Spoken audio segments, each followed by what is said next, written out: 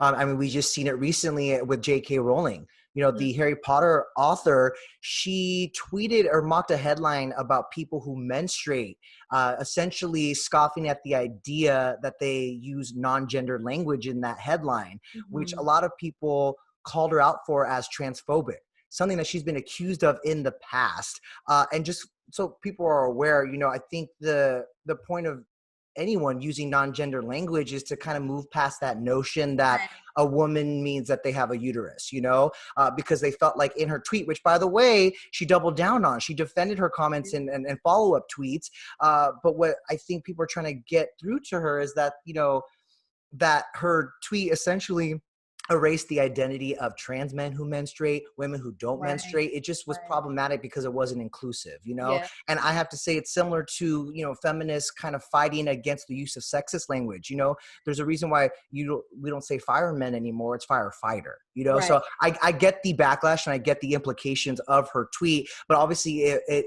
ignited a lot of reaction from people, including Daniel Radcliffe, Harry Potter himself. He responded to the controversial tweets in a blog post for the Trevor Project, writing, quote, "Transgender women are women. Any statement to the contrary erases the identity and dignity of transgender people and goes against all advice given by professional healthcare associations who have far more expertise on this subject matter than either Joe Rowling or I."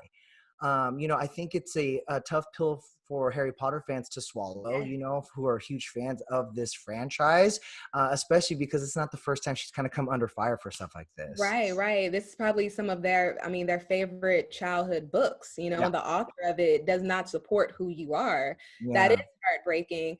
You know, I asked you to break this down for me before because it's one thing to be ignorant, you know, and just to not know the terminology and the language. But as JK mentioned in her tweet, she said, never assume that because someone thinks differently, they have no knowledge. She says for the last 3 years, she's been reading books, blogs, and scientific papers by trans people. So she understands, you know, she can see why people might get offended by what she did, but she still chose to do it. Which Yeah. is just kind of like, you know, have your beliefs, but I just don't agree with publicly hurting people, you Right. know? And It's standing by them.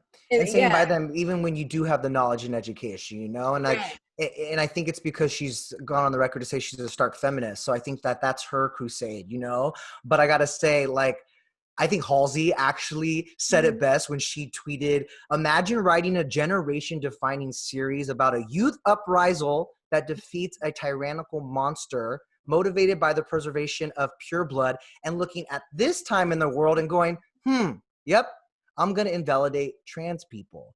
Mm, Yeah, because again, like she did inspire a generation, and not only are people, she is going to forever be synonymous with Harry Potter, and Harry right. Potter's not going anywhere. You know, even if people do feel like their experience with the books are now and movies are tarnished, Mhm. but you know, Daniel Radcliffe spoke directly to those fans, and he said, "I am deeply sorry for the pain these comments have caused you. I really hope that you don't entirely lose what was valuable in these stories to you. If these books taught you anything, it's that love is the strongest force in the universe, capable of overcoming anything." And that's just part of Yeah. it. So good on him for speaking out and also kind of restoring the faith in the message of Harry Potter.